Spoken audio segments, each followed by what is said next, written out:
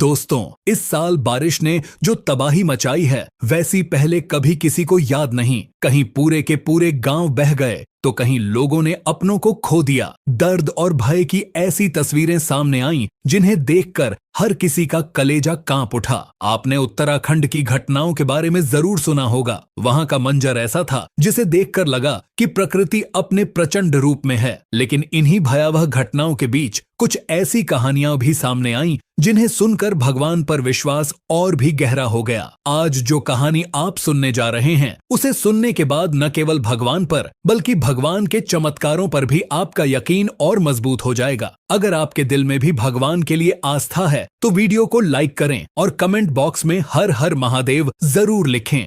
नदी के किनारे बसा वह छोटा सा गांव बहुत पुराना था। लोग मेहनती थे पर उनका जीवन आसान नहीं था। बरसात अच्छी हो तो फसल लहलहा उठती और अगर जरा भी ज्यादा पानी गिर जाए तो वही नदी मुसीबत बन जाती। फिर भी गांव वाले उस नदी को मां मानते थे। कहते थे जो देती है वही लेती भी है। गांव के बीचों बीच एक प्राचीन शिव मंदिर था। पत्थरों से बना ऊंचा शिखर और चारों ओर पुराने पीपल के पेड़। यही मंदिर गांव की पहचान था। लोग मानते थे कि जब तक मंदिर सुरक्षित है गांव पर कोई बड़ी विपत्ति नहीं आ सकती। मंदिर के पुजारी थे बाबा हरिदास। सफेद दाढ़ी, शांत चेहरा और आंखों में अजीब सी गहराई। वे ज्यादा बोलते नहीं थे पर जब बोलते तो लोग ध्यान से सुनते। गांव वालों का विश्वास था कि बाबा कोई साधारण पुजारी नहीं बल्कि ईश्वर के सच्चे भक्त हैं। एक साल बरसात कुछ ज्यादा ही होने लगी। दिन रात बादल छाए रहते। नदी का पानी धीरे धीरे बढ़ने लगा लेकिन किसी ने ज्यादा चिंता नहीं की। लोगों ने पहले भी बाढ़ देखी थी। फिर एक रात ऐसा तूफान आया जैसा किसी ने कभी नहीं देखा था। हवा गरज रही थी, बिजली बार बार चमक रही थी। सुबह होते होते नदी उफान पर आ चुकी थी। पानी गांव की गलियों में घुसने लगा। लोग अपने घरों से निकलकर ऊंची जगह की ओर भागने लगे। कुछ ही घंटों में पूरा गांव पानी में डूब गया। कच्चे घर ढह गए, खेत बह गए, मवेशी इधर उधर बहने लगे। हर तरफ चीख पुकार थी। लेकिन एक चीज ने सबको हैरान कर दिया। गांव का मंदिर, चारों ओर पानी ही पानी था पर मंदिर तक पानी नहीं पहुंचा। जैसे किसी अदृश्य शक्ति ने उसे घेर लिया हो। शिखर वैसे ही चमक रहा था, घंटियां वैसे ही हवा में हिल रही थीं। लोगों ने दूर से हाथ जोड़कर मंदिर को देखा। कई की आंखों से आंसू बहने लगे। किसी ने कहा यह बाबा की तपस्या का फल है। बाढ़ के बाद जब पानी उतरा गांव उजड़ चुका था पर मंदिर वैसे ही खड़ा था, बिना एक भी दरार के। बाबा हरिदास रोज की तरह सुबह उठे, स्नान किया और शिवलिंग पर जल चढ़ाया जैसे कुछ हुआ ही न हो। यहीं से गांव में यह बात फैलने लगी कि बाबा साधारण मनुष्य नहीं हैं। उनकी पूजा, उनकी साधना किसी चमत्कार से कम नहीं। और यह तो बस शुरुआत थी। बाढ़ के कुछ ही दिन बाद गांव में एक और मुसीबत आ खड़ी हुई। रामदीन का 8 साल का बेटा मोहन तेज बुखार में तपने लगा। पहले सबने सोचा मौसम बदलने की वजह से होगा, लेकिन जैसे जैसे दिन बीतते गए बच्चे की हालत बिगड़ती चली गई। उसका शरीर जलने लगा, आंखें आधी खुली रहती और सांसें तेज चलने लगीं। रामदीन ने गांव के वैद्य को बुलाया। वैद्य ने नाड़ी देखी, सिर हिलाया और दवा देकर चला गया पर दवा का कोई असर नहीं हुआ। फिर बच्चे को पास के कस्बे के अस्पताल ले जाया गया। डॉक्टरों ने जांच की, इंजेक्शन लगाए, दवाइयां दी। एक डॉक्टर ने रामदीन को अलग बुलाकर धीमी आवाज में कहा अब सब भगवान के हाथ में है, बच्चे का बचना मुश्किल है। यह सुनते ही रामदीन के पैरों तले जमीन खिसक गई। उसकी पत्नी बेसुध होकर रोने लगी। पूरी रात दोनों बच्चे के पास बैठे रहे। मोहन कभी आंख खोलता, कभी बंद कर लेता। उसकी सांसें जैसे टूट रही थीं। सुबह होते ही रामदीन को मंदिर की याद आई। उसने पत्नी से कहा चलो बाबा के पास चलते हैं, अब वही आखिरी आस है। लोगों ने मना किया, कहा कि बच्चे को हिलाना ठीक नहीं, लेकिन एक पिता का दिल हार मानने को तैयार नहीं था। रामदीन ने बच्चे को चादर में लपेटा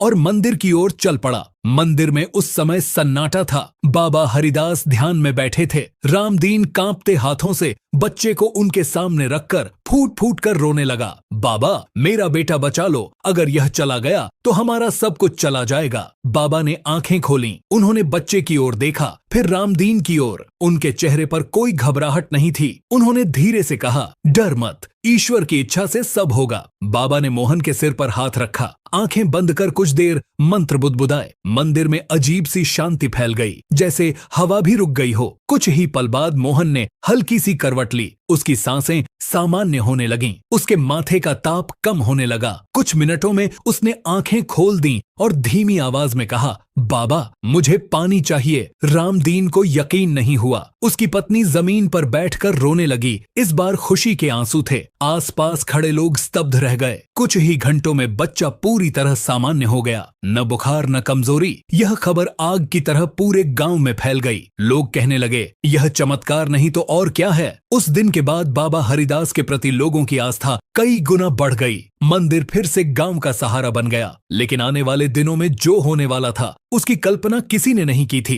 कमला को बाबा की बात याद आ गई। वह बच्चों को लेकर मंदिर की ओर दौड़ी। रास्ते में और भी लोग थे। सबकी आंखों में डर था। गांव पर फिर से तबाही मंडरा रही थी और इस बार लोग समझ चुके थे कि यह कोई साधारण आपदा नहीं थी। मोहन के ठीक होने के बाद से मंदिर में भीड़ बढ़ने लगी। सुबह से शाम तक लोग अपनी अपनी परेशानियां लेकर आने लगे। कोई फसल की चिंता करता, कोई घर की, तो कोई अपने मन का दुख लेकर बाबा के सामने बैठ जाता। बाबा सबकी बात शांति से सुनते, कम शब्दों में जवाब देते और अधिकतर समय मौन में ही समाधान छोड़ देते। इन्हीं दिनों गांव की एक स्त्री जिसका नाम कमला था, रोज मंदिर आने लगी। उसका जीवन दुखों से भरा था। पति की मृत्यु को कई साल हो चुके थे। 2 छोटे बच्चे थे और बाढ़ में उसका घर भी बह गया था। वह किसी से कुछ मांगती नहीं थी, बस मंदिर में बैठकर रो लेती थी। एक दिन वह बाबा के पास बैठी और अपने दुख कहने लगी। बाबा, न घर बचा न सहारा, समझ नहीं आता आगे क्या होगा। बाबा ध्यान मग्न बैठे थे। अचानक उन्होंने आंखें खोलीं और कमला की बात बीच में ही रोक दी। उनका स्वर गंभीर था, वाला है जिसकी कल्पना किसी ने नहीं की है। कमला सिहर उठी। उसके रोंगटे खड़े हो गए। वह घबरा कर खड़ी हो गई और कांपती आवाज में बोली, क्या होने वाला है बाबा? बाबा ने मंदिर के बाहर बहती नदी की ओर देखा। कुछ क्षण चुप रहे, फिर बोले, जल का सैलाब आने वाला है। ऐसा सैलाब जो सबको अपने में समा लेगा। अभी तो कुछ ऐसा होने वाला है। इतना सुनते ही कमला का चेहरा सफेद पड़ गया। उसके पैरों में जैसे जान नहीं रही। उसने फिर कुछ पूछना चाहा, लेकिन बाबा ने आंखें बंद कर लीं। बात वहीं समाप्त हो गई। कमला मंदिर से बाहर निकल आई। उसका मन डर से भरा था। उसने गांव में किसी को यह बात नहीं बताई। लोग पहले से ही बाढ़ से डरे हुए थे। वह चाहती भी थी तो शब्द नहीं मिल रहे थे। रात भर उसे नींद नहीं आई। बार बार बाबा के शब्द कानों में गूंजते रहे, जल का सैलाब। अगली सुबह आसमान का रंग बदला हुआ था। बादल काले थे, हवा भारी लग रही थी। दोपहर होते होते तेज बारिश शुरू हो गई। फिर आंधी चलने लगी। पेड़ झुकने लगे, छप्पर उड़ने लगे। शाम तक बारिश इतनी तेज हो गई कि किसी ने पहले कभी नहीं देखी थी। नदी फिर से उफान पर आ गई। इस बार पहले से कहीं ज्यादा। लोग घबरा गए। बच्चों को गोद में उठाकर, जरूरी सामान समेटकर लोग इधर उधर भागने लगे। कमला को बाबा की बात याद आ गई। वह बच्चों को लेकर मंदिर की ओर दौड़ी। रास्ते में और भी लोग थे। सबकी आंखों में डर था। गांव पर फिर से तबाही मंडरा रही थी और इस बार लोग समझ चुके थे कि यह कोई साधारण आपदा नहीं थी। आंधी और बारिश ने पूरे गांव को अपनी चपेट में ले लिया था। चारों ओर अंधेरा छाया हुआ था। बिजली की चमक पल भर के लिए सब कुछ दिखाती और फिर गहरी कालिमा में सब डूब जाता। नदी का पानी अब पहले से कहीं ज्यादा तेज बह रहा था। ऐसा लग रहा था जैसे वह इस बार किसी को छोड़ने के मूड में नहीं है। लोग घबराए हुए मंदिर की ओर भाग रहे थे। कोई अपने बच्चे को सीने से लगाए था, कोई बूढ़ी माँ को घसीटते हुए ला रहा था। हर चेहरे पर डर साफ दिख रहा था। मंदिर के भीतर पहुंचते ही लोग जमीन पर बैठ गए। कोई रो रहा था, कोई प्रार्थना कर रहा था। बाबा हरिदास शिवलिंग के सामने खड़े थे। बाहर तूफान मचा था, लेकिन उनके चेहरे पर अजीब सी शांति थी। तभी एक जोरदार गर्जना हुई। मंदिर की दीवारें हल्की सी कांप गईं। भीड़ में अफरा तफरी मच गई। बाबा, कुछ कीजिए, पानी मंदिर की तरफ बढ़ रहा है, हम सब डूब जाएंगे। बाबा ने सबको देखा। उनकी आंखें पहली बार कुछ और ही कह रही थीं। उन्होंने भारी स्वर में कहा, जिस बात से मैं डर रहा था वही घड़ी आ गई है। यह सुनते ही लोग सिहर उठे।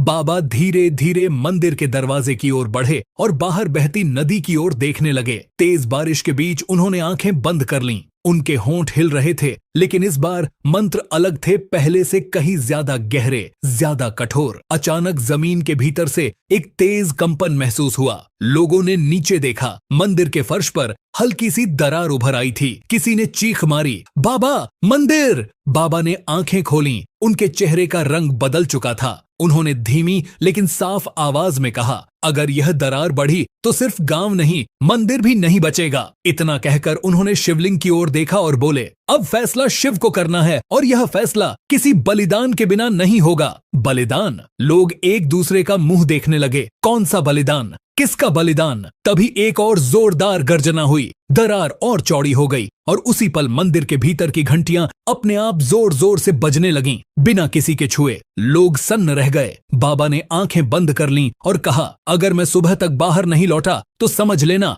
शिव ने अपनी शर्त रख दी है। यह कहकर बाबा हरिदास मंदिर के अंदरूनी गर्भगृह की ओर बढ़ गए और दरवाजा अपने आप बंद हो गया। बाहर तूफान और भीतर सन्नाटा। अब गांव की किस्मत क्या होगी? बाबा वापस आएंगे या नहीं? और शिव ने किस बलिदान की मांग की है, यह तो अगली कहानी में ही पता चलेगा। अगली कहानी के लिए कमेंट में लिखे पार्ट 2।